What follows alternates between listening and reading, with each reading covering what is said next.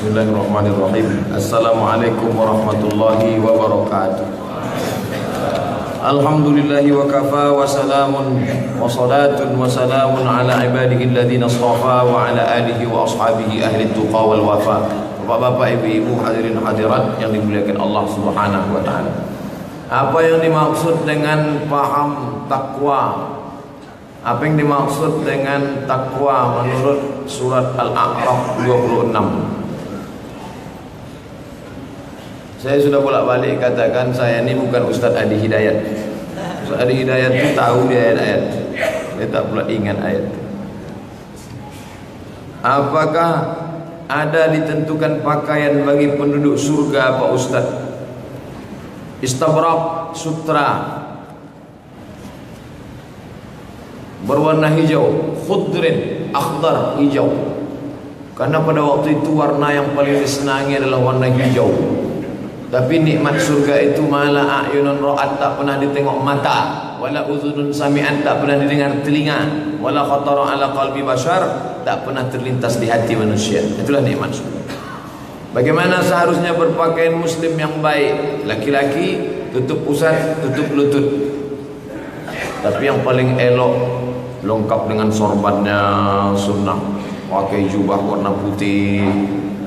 Yang perempuan illa hadha wa hadha, tutup semua kecuali wajah, tapak tangan, zahiruha wa batinuha. Apakah bersentuhan dengan babi wajib disamak? Ya. 7 kali siram, 1 kali pakai air bercampur tanah, campur dengan tanah. Mau di awal mau di ujung terserah. Tapi kalau bisa di awal atau di tengah, supaya nanti di akhir dibilas dengan air biasa. Idza walagal kalbu fi ina'i ahadikum, kalau ada anjing menjilat bejana berisi air, fa ahriquhu, tumpahkan airnya, lalu kemudian basuh bejana, mangkok, ember bekas, siram dengan 7 kali siram. Salah satunya dengan campuran air tanah. Kalau kita ke kebun sawit terus ada bekas pijakan babi, terus terkena kaki celana kita, apakah kita sama juga? Tidak. Karena kita tak bersentuhan langsung. Ini babi, ini babi. Ini anjing, ini anjing. Sama-sama kering. Anjing tu kering, kita kering. Tidak. Atau sama-sama mandi hujan sama anjing. Sama-sama basah. Masuk. Tak juga. Satu basah, satu kering. Anjing tu basah, bukan kena sungai, kita duduk, kena dia. Itu baru kita sama. Dijilatnya, baru kita sama. Syekh, apa hukum bagi pengurus masjid tak mau mengeluarkan uang masjid untuk kebutuhan masjid? Itu bukan duit dia, itu duit umat. Dia kan diberi amanah, maka musyawarahlah. Nenek mama, alim ulama cerdik pandai memusyawarahkan duit umat ini. Jangan sampai semau dia saja. Wa amruhum syura bainahum. Orang beriman itu bermusyawarah memutuskan perkara mereka. Bagaimana hukum dari Paitren? Baru-baru ini Paitren mendapat label halal dari MUI. Kalau sudah MUI mengeluarkan, selesailah. MUI ada komisi fatwa mengeluarkan, pakailah fatwa MUI. Apa batal sholat kita ketika dalam sholat itu kita menelan air liur? Tak batal. Kalau sampai tak boleh menelan air liur, mau saya siapkan kotak satu.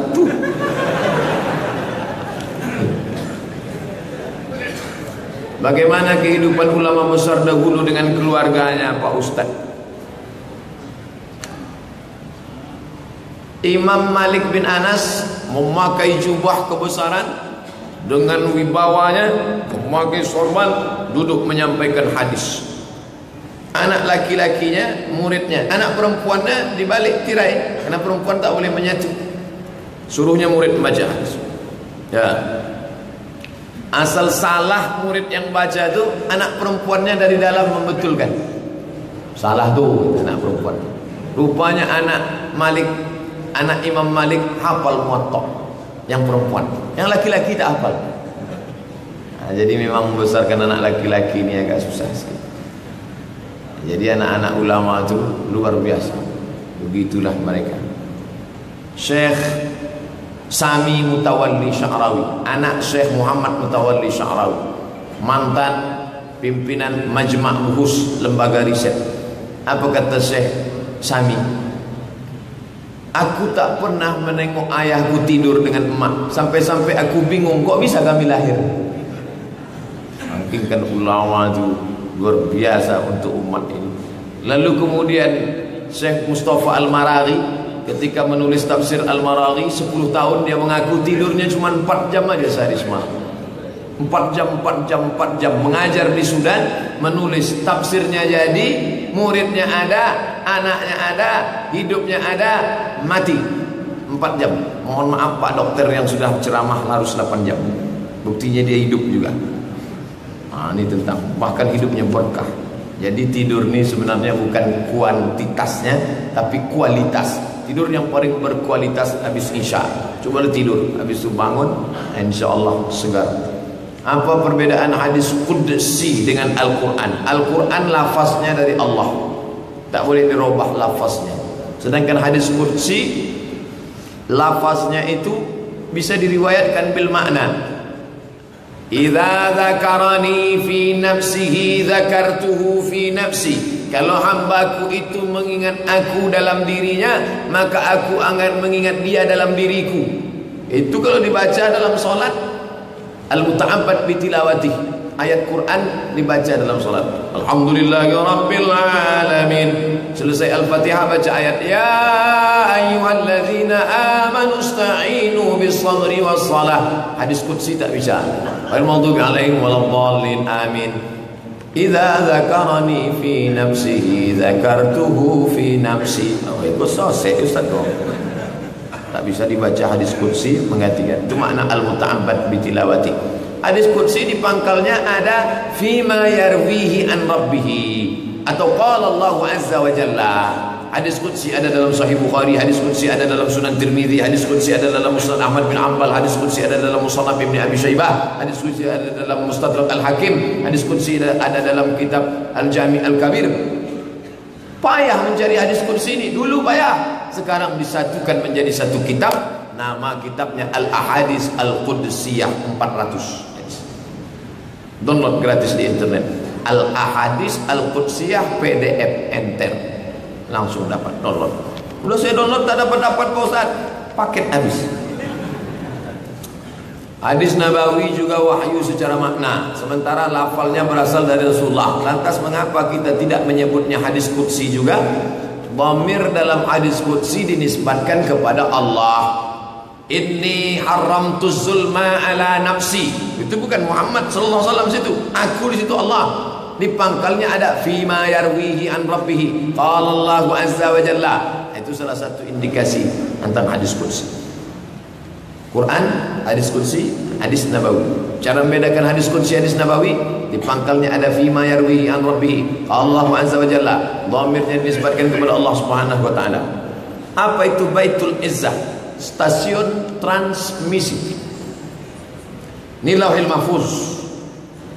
Ini Baitul Izzah. Ini Nabi Muhammad. Inna anzalnahu fi lailatul qadr. Turunlah Quran itu dari Lauhil Mahfuz ke Baitul Izzah. Stasiun transmisi serentak sekali turun. Anzalna dari Baitul Izzah turun ke Nabi Muhammad 22 tahun 2 bulan 22 hari. Itulah yang turunnya acak kadut kacau balau.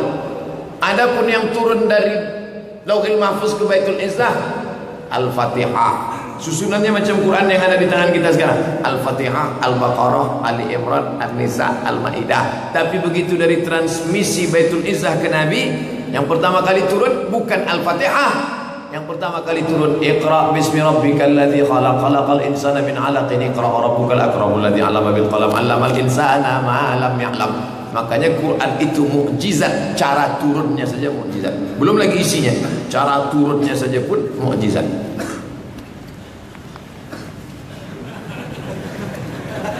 Paham artinya kan? Supaya jangan ada dusta di antara. Ustaz, bagaimana dapat kekayaan dari uang haram? Tiba-tiba taubat. Dan bagaimana dengan kekayaan yang didapat dari uang haram tadi? Ulang dari nol. Balikkan. Menggeser sempadan tanah orang, balikkan. Dulu duit orang dipakai, balikkan. Orangnya sudah mati, cari ahli warisnya. Ahli warisnya tak ada, serahkan ke lembaga yang dinikmati orang banyak. Panti jompo, anak yatim, masalih ammah, masjid, MDA, bagikan. Ulang dari nol balik.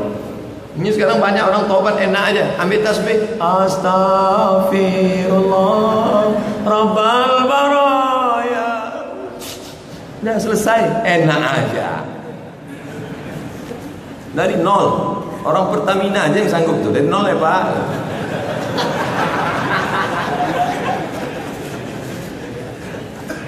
Saya punya keponakan perempuan, hampir tiap hari kesurupan. Mohon solusinya Pak Ustadz. Ruqyah pribadi. Baca Bismillahirrahmanirrahim, Al-Fatihah sekali, Qul huwallahu 3 kali, Qul falaq sekali, Qul binas sekali, pangkal Al-Baqarah Alif Lam Mim sampai wa ulaika humul muflihun. Habis itu wa ilahukum ayat kursi. Habis itu ujung Al-Baqarah lillahi ma fis samawati 7. Al-Fatihah, Qul huwallahu, Qul falaq, wa binas, pangkal Al-Baqarah, ayat kursi, ujung Al-Baqarah. Habis itu dihembuskan ke muka. Disapukan ke muka. Sapu bahasa Melayu, datang orang Jawa diambilnya sapu, diusapkan. Nah, dah itu dibacakan lagi, sambil membacakan tadi dihembuskan ke air. Habis itu diminumlah airnya. Diteliti di Jepang, air yang sudah dibacakan tadi dilihat pakai mikroskop hyper, ternyata molekul-molekul cahaya terang benderang luar biasa. Yang meneliti bukan awak, Suzuki, Yamaha, orang Jepang.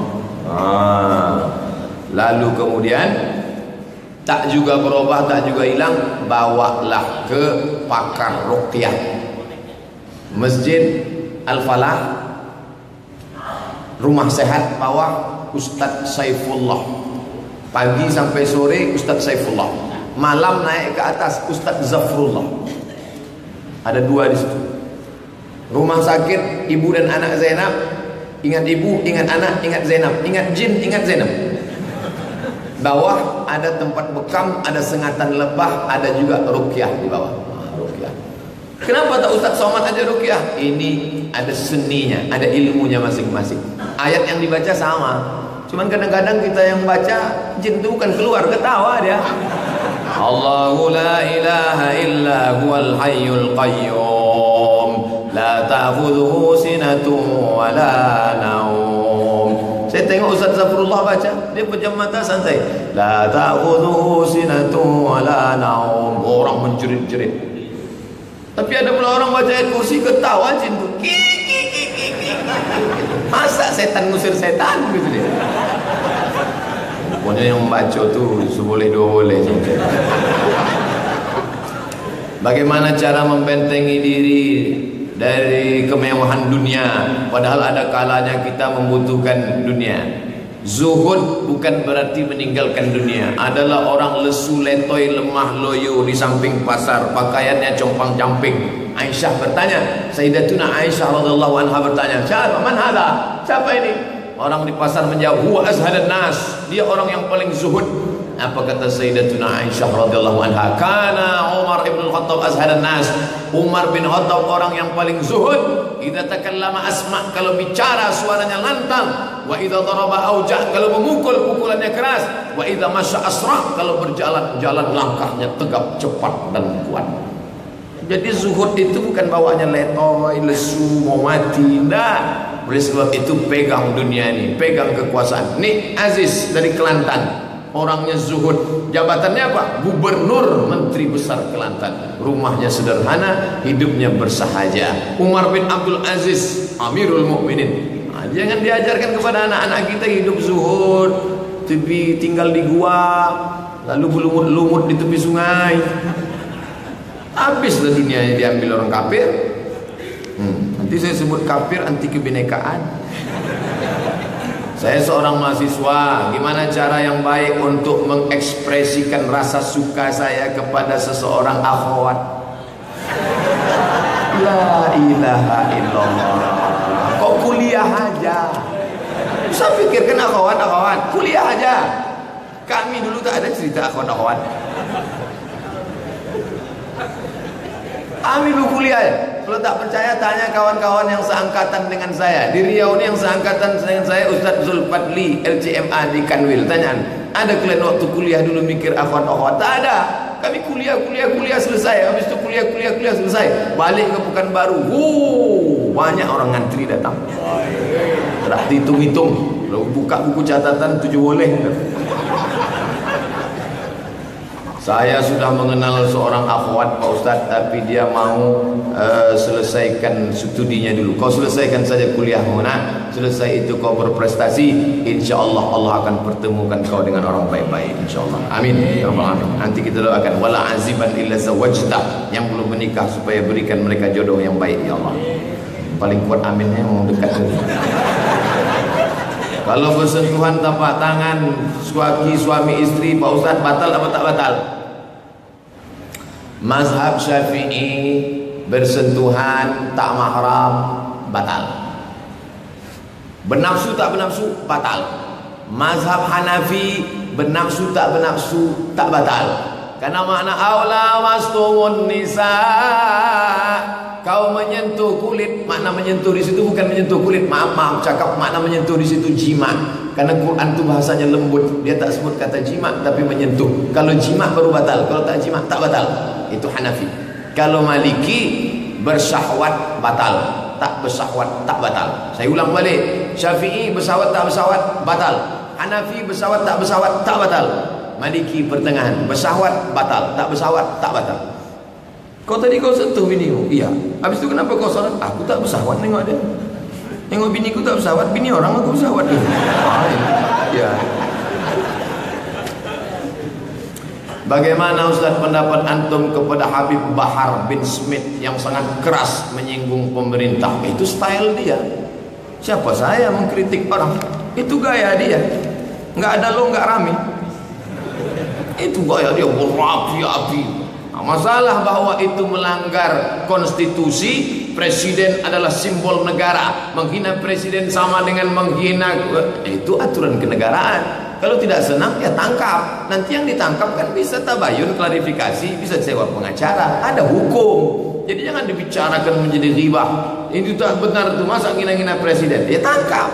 Setelah ditangkap ada pengacara, ada macam-macam. Ustaz Somad menghina presiden, tak pernah saya menghina. Mana videonya? Takut juga Ustaz itu. Jadi kalau belajar sama Ustaz langsung seperti subuh ini, apakah dapat disebut bersanad? Hafallah hadisnya. Nanti balik dari sini, saya ini udah bersanad nih. Apa hadisnya? Entah aku entah lagi. Hafallah hadisnya. Masalah bersanad tak bersanad, yang penting kita belajar mengamalkan. Sanad bersanad itu bukan untuk wong liyatabaha Man talaba ilman, siapa yang mencari ilmu, mimma yubtala bihi wajhullah, yang mestinya untuk mencari keridhaan Allah, tapi dia tuntut itu untuk apa? Liujari bihi ulama, liumari bihi sufaha, hanya untuk menyombongkan diri pada ulama dan membodoh-bodohi orang jahil. Lam yajid irfal jannah, dia tak mencium bau surga. Lalu kenapa Ustaz jelaskan tadi sanad? Ustaz mau menunjukkan? Bukan. Saya mau menjelaskan begini tradisi keilmuan dalam hadis. Dalam qiraat ada sanad, dalam tarekat ada silsilah, dalam hadis ada sanad. Ustaz fulan itu qori bersanad, ada sanad. Apa hukumnya mengangkat anak? Pasal dalam 3 hari lalu ada pengajian, salah satu ulama mengatakan tak boleh angkat anak. Mengangkat anak baik, apa tak boleh? Tapi ada 3 hukum. Hukum mengangkat anak, hukum adopsi di Indonesia yang melanggar. Pertama, tidak boleh menisbatkan anak angkat kepada bapak angkat, bin sama bintinya. Yang kedua, kalau anak angkat tadi sudah besar, maka dia tidak mahram. Anak itu gadis, di rumah pakai celana pendek, ditengok sama bapak angkatnya. Berapa banyak anak angkat menjadi bini angkat. Yang ketiga, kalau anak ni nanti mau nikah, berapa banyak pula bapak angkat petantang-petenteng dia nikahkan. Aku nikahkan engkau dengan anakku. Itu bukan anakmu, Mas Bro. Ada ayah kandungnya. Tak ada Pak Ustaz, ini bukan anak yang kami temukan dari ayahnya. Ini dulu anak kami jumpai di kardus.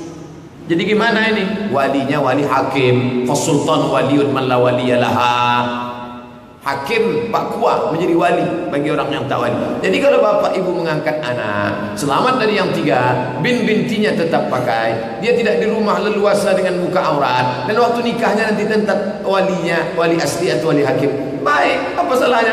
Ada anak orang susah, ajak dia ke rumah sekolah kan. Ini baik, tapi jaga yang 3 tadi. Ini kalau dikatakan tak boleh angkat, berapa banyak anak-anak yang mestinya dapat pendidikan layak gara-gara ini tak dapat. Boleh bersyarat. Apa hukumnya kalau hobi merehab modif motor? Habislah duit asik gara-gara CB100. Padahal banyak anak yatim yang celananya entah berapa kali jahit dah kuyak, asal dijahit kuyak. Berapa banyak anak MDA. Kalau punya hobi, buatlah hobi itu yang kira-kira akan bisa menolong kita di hadapan Allah Subhanahu wa taala. Modif motor, modif, bukan saya tak hobi motor-motor, ini suka juga saya.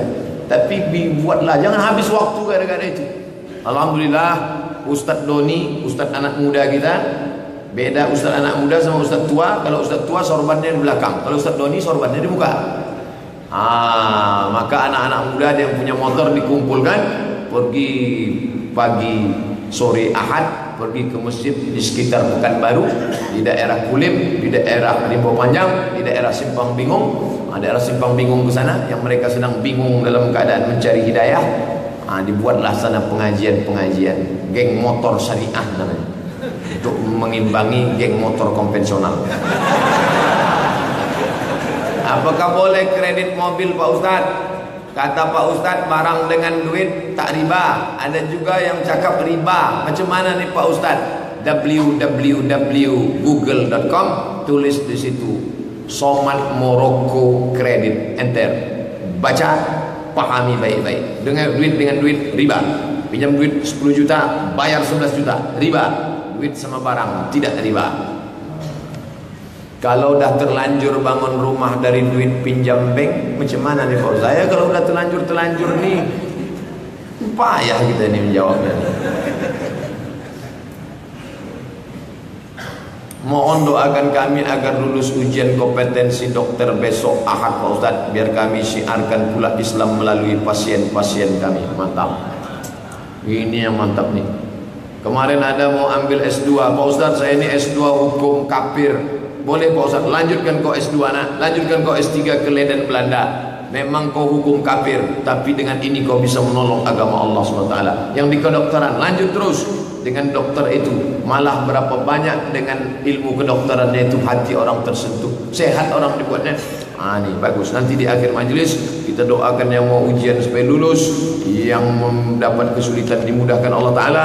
Ada pula dosen-dosennya, kawan-kawannya yang mempersulit saja, kita doakan supaya hatinya lembut lunak. Kalau tak lunak-lunak juga cepat dia mati. Iya, yang didoakan pula tak baik-baik dia. Berapa tahun yang lalu saya seorang pendosa Pak Ustaz, lapendos, lelaki penuh dosa.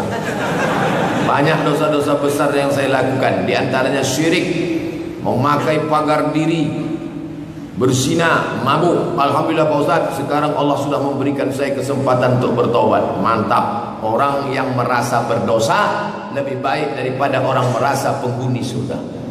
Dia ini lebih baik dirinya. Dosa tersebut telah saya tinggalkan dan saya telah bertaubat Pak Ustaz. Alhamdulillah. Saya juga sholat taubat setiap malam, kadang-kadang sampai 20 rakaat setiap malam. Berzikir istighfar sampai 3000. Masya Allah. Ustaz tak pula sampai segitu. Kemudian saya juga melakukan sholat hajat Pak Ustaz sampai 10 rakaat setiap hari. Dan saya ingin mendoakan orang yang sudah saya zolimi agar mereka diberikan kebaikan. Masya Allah. Nah sekarang itu sudah saya lakukan dan saya sharing dengan teman-teman yang saya anggap dia lebih mengetahui. Tapi di sini pula datang masalah Pak Ustaz. Sudah satu halaman baru muncul masalah. Teman saya tidak mendukung dalam segi ibadah saya tadi Pak Ustaz.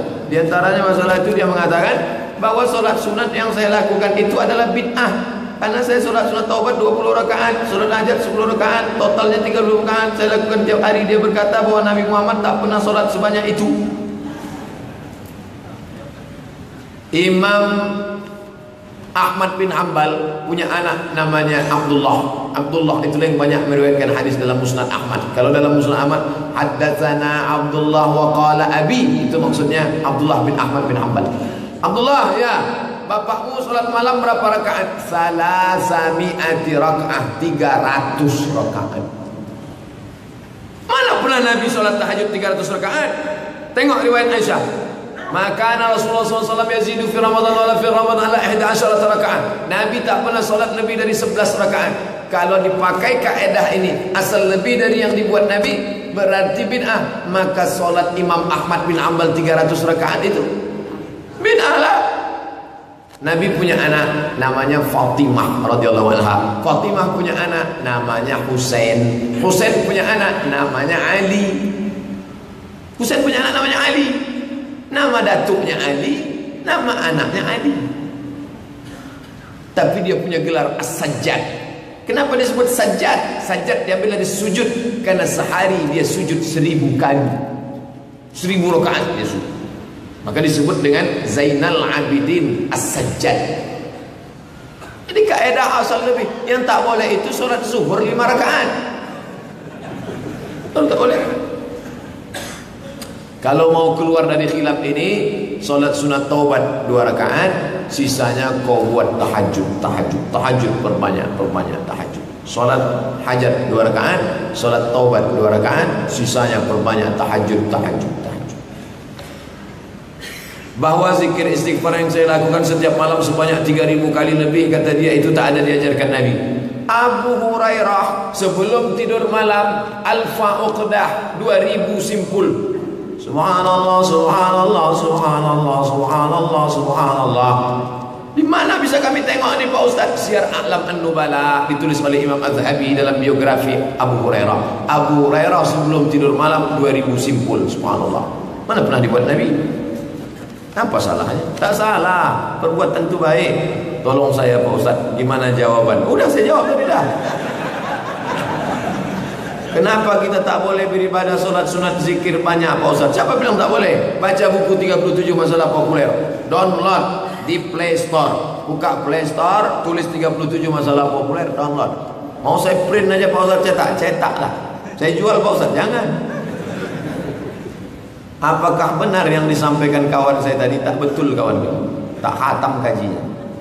Maaf kalau saya sudah mengumbar ibadah saya. Tak apa-apa, saya tak tahu punya siapa.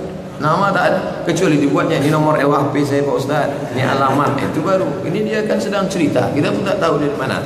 Dan jamaah pula jangan cari-cari nanti tulisan siapa nih.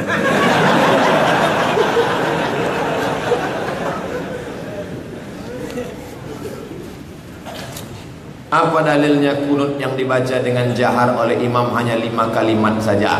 Atau boleh jahar sampai kalimat terakhir? Boleh. Lalu kenapa 5 itu saja? Yang 5 itu doa, sisanya sana. Doa itu meminta Allahumma dina fi man hadain, wa afina fi man afain, wa tawallana fi man tawallain, wa barik lana fi ma a'tain, wa qina bi rahmatika syarra ma qadain. Sisanya itu puji-pujian. Fa innaka taqdi wa la yuqda 'alaik wa innahu la yuzillu man walait wa la ya'izzu man adait tabarakta rabbana wa ta'ala falakal hamdu 'ala ma qadait. Yang ini tidak diaminkan. Makmum di belakangnya amin amin aja. Ini banyak juga orang berdoanya sana amin. Amin. Apa amin kan? Bukan doa itu. Acara di kantor-kantor. Ya Allah, pagi ini kami bersama dengan Bapak Kapolda. Amin. Apalah amin. Bukan doa itu. Di kantor gubernur yang mewah berada di negeri Riau ini, kami bermohon kepada Engkau ya Allah. Amin. Belum lagi masuk. Apakah pembagian tauhid menjadi 3 itu ada dalilnya? Pembagian tauhid 3, uluhiyah, rububiyah, uluhiyah, asma wa sifat, itu ijtihad Imam Ibnu Taimiyah. Itu ijtihad. Ini ijtihad. Yang sifat 20 juga ijtihad. Wujud qidam baqa mukhalafatul hawadisi qiyamuhu bi nafsihi wa dani qudratul ilmu sama ayat bahasa salah. Ini juga ijtihad. Ini ijtihad yang jadi masalah. Ijtihad ini yang benar, ijtihad ini batil. Ini yang tak betul. Ini kan sesama ijtihad. Ulama berijtihad. Apakah perbedaan mendasar antara majelis tarjih dan bahsul masail sehingga seringkali berbeda dalam mengeluarkan fatwa? Antara alim ulamanya tak ada perbedaan. Saya 5 tahun menjadi anggota lembaga bahsul masail dari 2009 sampai 2014. Muhammadiyah majelis tarjih. Tapi Profesor Yunahar Ilyas SMS ke saya, masih saya simpan.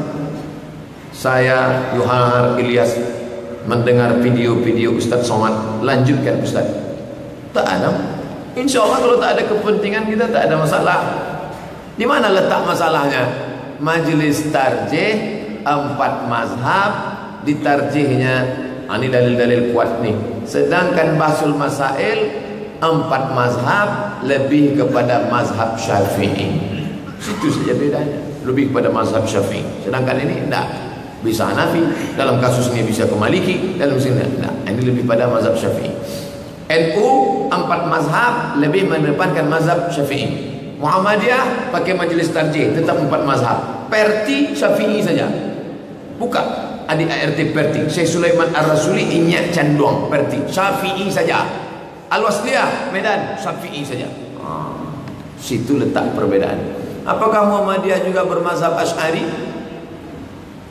Tulisan Buya Hamka di koran Kompas tahun 80 ketika heboh masalah Syiah. Apa kata Buya Hamka?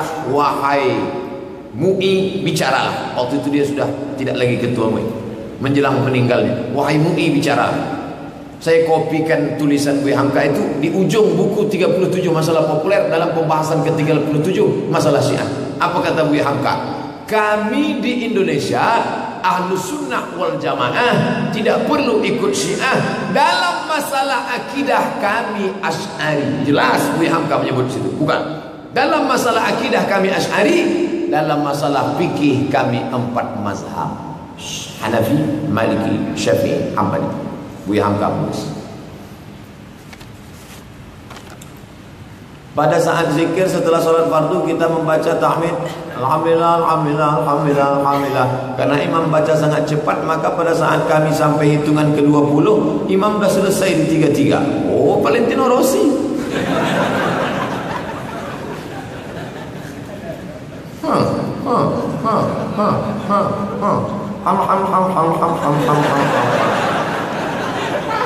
Sebagai makmum, apakah kami ikut Rossi ko, Imam Rossi ko, atau kami kue?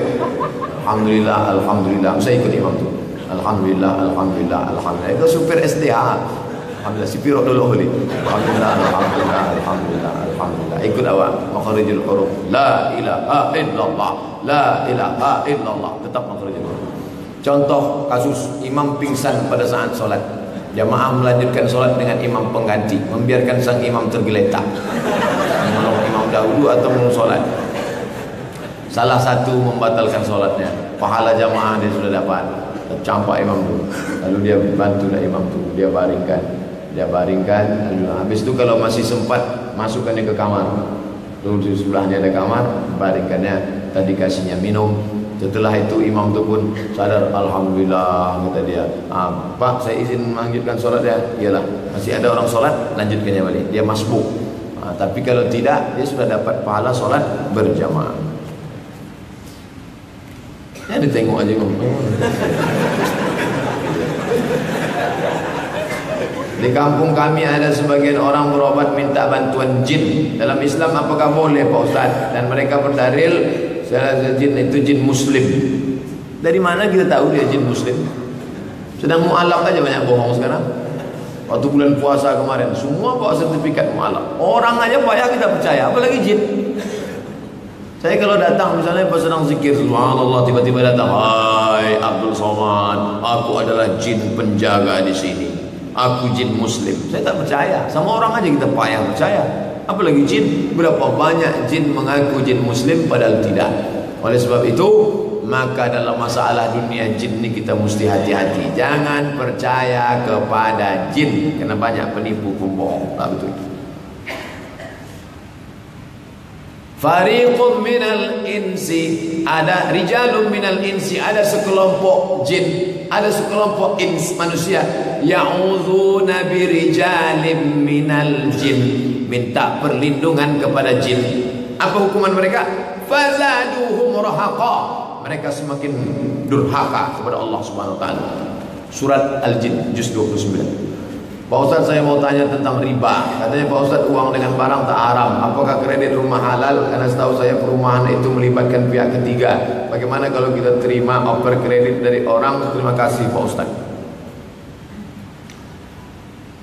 Saya jual, bapak punya rumah, saya punya duit, saya bayar cicil. Dulu sahabat membeli budak dengan cara cicil, sahabat memberi gandum dengan cara cicil. Kalau begitu masalah baik bitaksid sudah ada sejak zaman Nabi SAW. Di mana baru muncul masalah? Ada pihak ketiga yang meminjamkan uang sehingga orang menyangka ini uang dengan barang, padahal hakikatnya uang dengan uang. Ini yang tak dipahami orang. Maka pahami akadnya baik-baik. Bukan itu tulisan saya itu yang salah, tapi akad itu tidak lagi antara dua, tapi sudah ada pembiayaan pinjam uang. Leasing kah namanya, BII kah namanya? Apa BII ini? Bang Inang-Inang. Ustaz, bagaimana cara untuk menghafal Quran? Saya payah kali untuk menghafal Quran. Saya yang lama aja hilang. Menengok lutut-lutut di mall, satu lutut hilang satu juz. Maka kalau bapak ibu sayang ke anak-anak kita yang sudah masuk SD, IT, SMP, IT ngapal Quran, maka mesti didukung, disokong DPR yang memperjuangkan perda syariah, di mana bumi dipijak, di situ langit dijunjung. Di bumi Melayu mesti pakai baju kurung. Dapat juga pantun awak pagi. Di mana langit dipijak, di situ bumi dipijak, di situ langit dijunjung. Kalau di bumi Melayu mesti pakai baju kurung. Tak sengaja dapat. Pertama habis subuh dihafal satu halaman. Kami dulu gitu waktu kuliah di Azhar, 2 juz, 4 tahun 8 juz. Habis subuh dihafal satu halaman. Habis itu diulang-ulang. Waktu sholat qabliyah, sholat ba'diyah dibaca dalam sholat. Setelah itu ditulis, karena nanti ujian ada tulis. Karena sekali menulis itu kata orang sama dengan mengulang 10 kali hafal. Apa yang harus diniatkan agar bisa mudah menghafal Quran Pak Ustaz? Biar tak salah niat. Innamal a'malu binniyat. Ustaz dulu waktu ngapal pelajaran itu niatnya lillahi ta'ala. Saya ini mau jujur, dulu saya tak bilang kami. Saya waktu ditanya adik-adik kemarin, Ustaz dulu kuliah motivasinya apa? Saya kuliah motivasinya satu aja, biar supaya beasiswa jangan putus. Tapi kemudian setelah bertambah usia, bertambah pengetahuan, maka kita beramal karena Allah Subhanahu wa taala. Mau jadi apapun, mau jadi qari, mau jadi imam, mau jadi ustaz, mau jadi polisi, mau jadi tentara, pakailah itu untuk menolong agama Allah. In tansurullah, kalau kau tolong agama Allah nih, yansurkum. maka dia akan menolong engkau, yutsabbit aqdamakum. Ustaz mohon doakan saya Pak Ustaz. Insyaallah di akhir majelis kita doakan yang ujian supaya lulus, yang menghafal Quran supaya diberikan kemudahan insyaallah. Saya seorang laki-laki umur 30 tahun, menikah dengan janda umur 42 tahun, sudah punya anak 5 orang. Sekarang ini saya belum memberikan nafkah, secara penuh karena memang saya sudah berusaha, tapi itulah hasilnya. Apakah saya berdosa? La yukallifullahu nafsan illa wus'aha. Allah tidak membebani orang sesuai dengan kemampuannya. Setelah menikah banyak kegiatan istri saya karena tidak sesuai syariat. Contohnya bersentuhan dan bergaul dengan lawan jenis. Padahal organisasi ini minta agar anggotanya laki-laki pemimpin. Ar-rijalu qawwamuna 'alan nisa. Kau istriku, sejak nikah maka kau tanggung jawabku. Ku anfusakum wa ahlikum nara. Jaga dirimu, jaga istrimu dari api neraka. Ustaz, jika saya sudah bekerja selama 8 tahun, makin banyak aja nih. Jika saya sudah kerja selama 8 tahun di perusahaan, tapi secara material flat dari awal masuk sampai sekarang, apa sebaiknya saya hijrah saja Pak Ustaz? Tapi saya melamar ke tempat lain belum. Selama belum ada, antum di situ aja dulu. Karena kita memilih 2 mudarat. Mudarat ringan, akhafud dararain. Babi mati, jangan pilih mati, pilih babi. Anggap aja dimakan babi dulu sampai nampak yang halal. Sementara dapat pisang, makan babi dulu. Nampak pisang, jangan makan babi juga lagi. Kenapa kau makan babi? Lebih enak pula babi ini dari pisang lagi Pak Ustaz. Jangan gitu. Ustaz, saya mau nanya, di kampung saya ada 2 masjid. Jadi ketika sholat Jumat ada 2 macam khutbah. Yang satu bahasa Arab, yang satu bahasa Indonesia. Mungkin terjemahannya ada. Yang mana yang lebih baik Pak Ustaz? Apakah yang mana yang lebih baik? Kalau saya khutbah untuk mengeluarkan diri dari khilaf, khutbah pertama saya campur pakai bahasa Indonesia. Khutbah kedua saya baca rukunnya aja. Di mana-mana saya khutbah dari dulu gitu. Khutbah kedua itu tak saya campur dengan yang lain, rukun saja. Rukun khutbah itu 5. Pertama, alhamdulillah. Yang kedua, Allahumma shalli ala sayyidina Muhammad. Yang ketiga, ya ayyuhalladzina amanu taqullah. Yang keempat, wasiat takwa, usikum wa nafsi bitaqwallah. Yang kelima, doa, Allahumma firil muslimina wal muslimat. 5 rukun khutbah. Asal tercapai rukun sama. Mana yang bagus Pak Ustaz? Pakai bahasa Indonesia. Karena pakai bahasa Arab semua, bagaimana orang mau paham? Fungsi khutbah ini kan membangkitkan pelajaran orang yang tak pernah ikut pengajian. Dari mana dia dapat pengajian? Dari khutbah Jumat. Khutbahnya pula pakai bahasa Arab. Yang membaca itu pun tak paham. Apakah korban sapi dengan 7 orang mesti masih dalam satu keluarga yang sama? Tidak. Mau anak siapa, keluarga siapa, bercampur-campur. Enggak enak lah Pak Ustaz. Masa nanti kami naik sapi itu di akhirat bertujuh sama? La ilaha illallah. Bukan begitu logikanya. Saya mau tanya, apa hukum suami suka mencaci maki? Oh, tak boleh caci maki, sumpah selapa. Nabi Muhammad SAW tak pernah mencaci maki Aisyah. Bahkan manggil nama Aisyah pun tak pernah. Aisyah, tak pernah. Dia panggil apa? Ya Humairah, wahai engkau yang putih kemerahan. Pak Ustaz, saya panggil istri saya Humairah boleh? Boleh. Tapi dia hitam Pak Ustaz, tak apa-apa. Tak apa-apa. Yang terlalu jujur, bini hitam panggil Hajar Aswad. Bagaimana hukumnya wanita yang pergi kerja ke luar negeri? Oh, kau perempuan kerja ke luar negeri, tahun-tahun tinggal anak. Kenapa bisa begitu? Mau cari kaya kah? Atau mau cari hidup kah? Kau jaga saja dia, penghasilan secukupnya, lebih barokah. Banyak fitnah-fitnah yang luar biasa. Pak Ustaz, saya mau tanya bagaimana jadinya amal seorang pahala zakat, pahala korban dari raya haji, pahala sedekah, apalagi kehidupan bisnisnya sukses, namun dia tak pernah melaksanakan sholat. As-salatu imaduddin, tiangnya agama. Kenapa kubah lampu cantik bisa tegak? Karena ada tiang. Kalau tiang tak ada, hancur roboh. As-salatu imaduddin ditulis di samping mihrab. Bapak ibu nanti solat di Masjid Nabawi, tengok di samping mihrab, as-salatu imaduddin, solat tiang agama. Ketika saya mandi wajib suci, kemudian dilanjutkan solat sunat taubat. Setelah solat melanjutkan istighfar, memuji nama Allah, melanjutkan ayat kursi, al-ikhlas, al-falaq, an-nas, al-fatihah. Aneh, tubuh saya gemetar seperti meronta, tapi saya tak dapat lanjutkan. Kenapa tuh Pak Ustaz? Bisa jadi kedinginan, bisa jadi kerasukan jin, ada jin di dalam. Lalu bagaimana supaya ini? Lanjutkan terus biar dia keluar. Lanjutkan baca zikir la ilaha illallah, la ilaha illallah. Bahkan dianjurkan azan dalam kitab mazhab Syafi'i, azan Suruh kawan azan ke telinga kuat-kuat untuk mengeluarkan jin. Masruh orang yang kerasukan jin. Allahu Akbar, Allahu Akbar. Lari jin. Oh, kata bongkong dengan jin. Makanya yang azan tu cari yang suaranya kuat. Muazin suara tengok yang kuat. Ini sekarang banyak masjid-masjid azan Allah. Kata setan, ini serius apa tidak? Dia kata dia. Aku kalau serius aku cabut, kata dia. Lomba kicau burung tu halal apa haram Pak Ustaz? Haram. Di mana letak haramnya? Iuran sejuta. Setelah itu siapa yang kicaunya paling bagus dikumpulkan duit. Judi haram. Yang kedua, menyiksa burung. Apa hukum memelihara burung? Mubah. Mana dalilnya? Ya Aban Umair ma fa'alan Nughair. Ada sahabat Nabi namanya Abu Umair memelihara burung. Nabi tak melarang, tapi buat sangkarnya besar, di dalam tubuh pasang-pasang. Ini dibuatlah burung satu ekor sendirian. Sejak akil balik sampai umur tua sendirian. Pagi dia sudah menjerit. Padahal burung itu menjerit, bini. Mantap terus. Menyiksa, sedang menyiksa.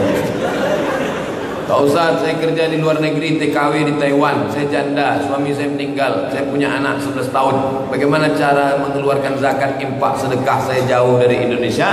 Keluarkan zakatmu 2,5% dari penghasilan 85 gram emas, 42 juta setahun dibagi 12, 3,6. Kalau sebulan itu sudah 3,6, 4 juta itu sudah kena, keluarkan 2,5%. Kalau 4 juta zakatnya 100.000. Transfer, kirimkan, bagikan. Di kerabat saya ada seorang wanita mengalami stres, gila. Suatu ketika dia keluar dari rumah, lolos pengawasan, namun setelah berapa bulan dia kembali pulang, ternyata kembali sudah berbadan dua, tanpa diketahui siapa ayahnya. Pertanyaan, bagaimana status hukum anak laki-lakinya itu Pak Ustaz? Anaknya suci. Anaknya itu suci. Apakah anak itu yatim? Tidak. Dia tidak anak yatim, tapi boleh dikasih sedekah karena dia termasuk orang yang lemah untuk apa. Nanti kalau anak itu mau nikah, walinya siapa? Walinya wali hakim. Dia anak. Jangan katakan anak zina. Hei anak zina. La, ma min mauludin illa yuladu ala fitrah. Semua anak itu suci. Dia suci. Mak bapaknya yang berzina. Maknya itu pun tak berdosa karena dia gila.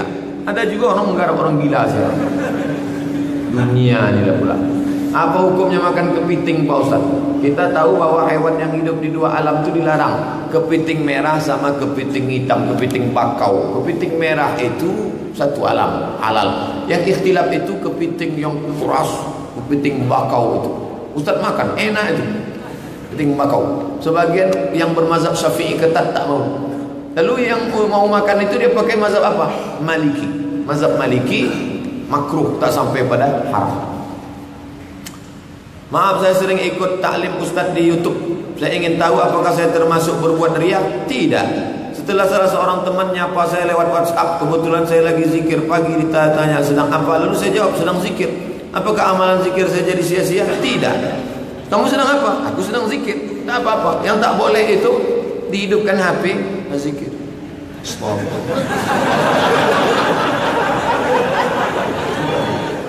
Belum zikir apa pula salahnya? Boleh, baik. Yang tak boleh itu langsung diupdate. Alhamdulillah udah 3.000. Bagi yang suka tolong like and share. Ustaz, di tempat kami ada imam yang ketika doa kunut dia sering membolak-balik tangannya. Bagaimana tuh Pak Ustaz? Untuk doa minta begini. Ketika menolak bala, Allahumma dafa'anal ghala wal waba wal fasha wal riba wal zina wal munkar. Buka kitab Al-Fiqhul Islami wa Adillatu Syekh Wahbah Zuhaili. Menolak mudarat. Sama juga ketika sedang sholat istisqa. Waktu tadi pergi, sorbannya di sini. Ketika minta hujan, pindahkan ke sini. Supaya berubah keadaan. Yang sebelumnya kering kerontang, berubah. Saya ingin tanya Ustaz, ada seorang pimpin ormas daerah saya golongan non-muslim. Namun banyak teman saya muslim jadi anak buahnya, dimanfaatkan. Mohon Ustaz dapat memberikan penjelasan.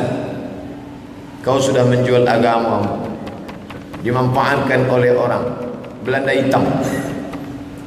Ustaz, umur Ustaz barang kini ambo 40 Pak, ambo 80. Yo, ambo lah tahu nampak dari muka Pak. Sebelum Ustaz lahir, ambo ko Jepang waktu masuk. Jepang tu tak terlalu jahat Pak Ustaz. bapak jemaah cerita. Jepang ni tak terlalu jahat Pak Ustaz. Lalu yang jahat tu siapa? Yang basamo orang Jepang. Masuk Jepang kau ke kampung kami Pak Ustaz. Datang dia, nan padusi-padusi nan anak ketek, tak dibahas. Tak diapa-apakannya Pak Ustaz. Tapi yang bersama si Jepang ini, pergi dia kesangkak telur ayam, diambilnya telur ayam. Yang ini yang bersama si Jepang dimanfaatkan. Tak nyambung kami Pak Ustaz, belum sarapan.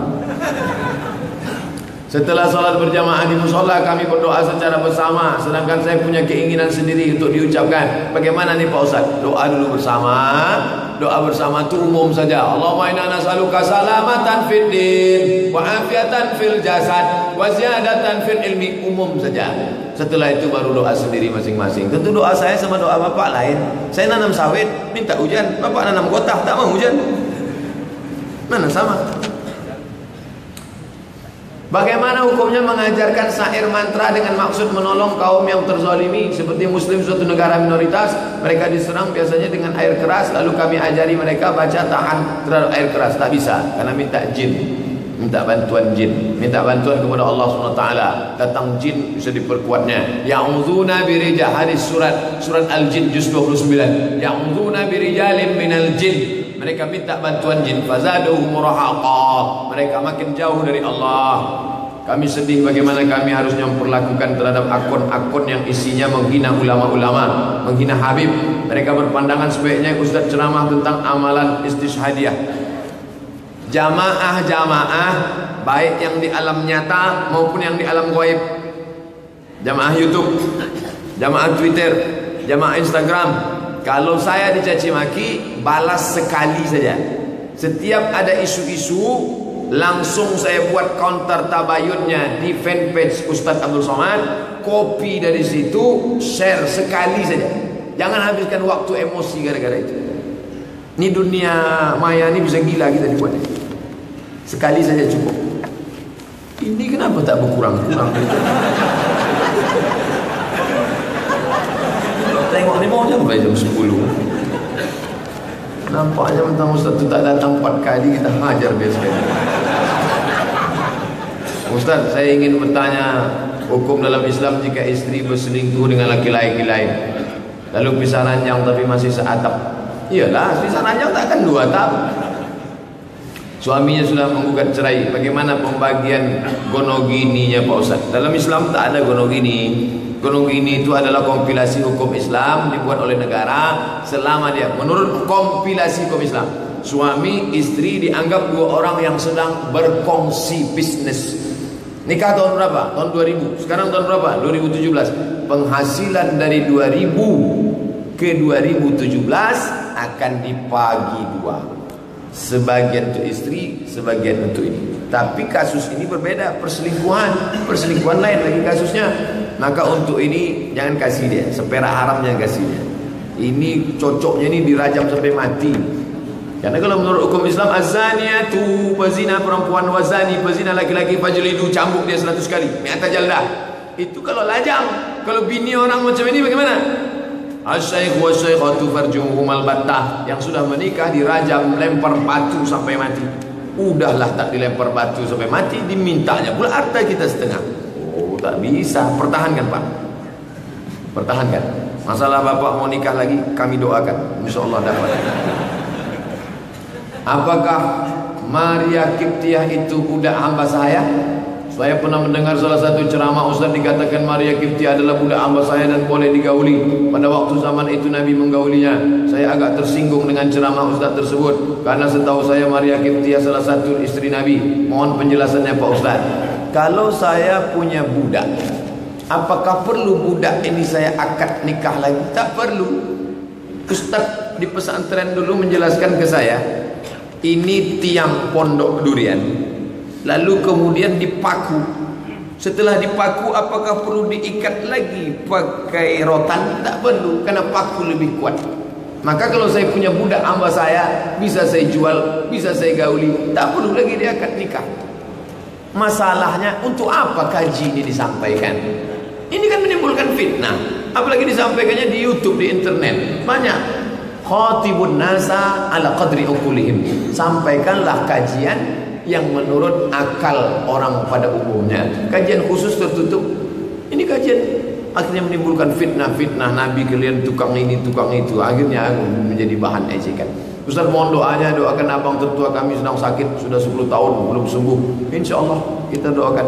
Namanya Pak Said Muhammad Farid bin Said Muqyar Kelana As-Segaf. Oh, Ahlul Bait, keturunan Nabi As-Saqaf dari Yaman.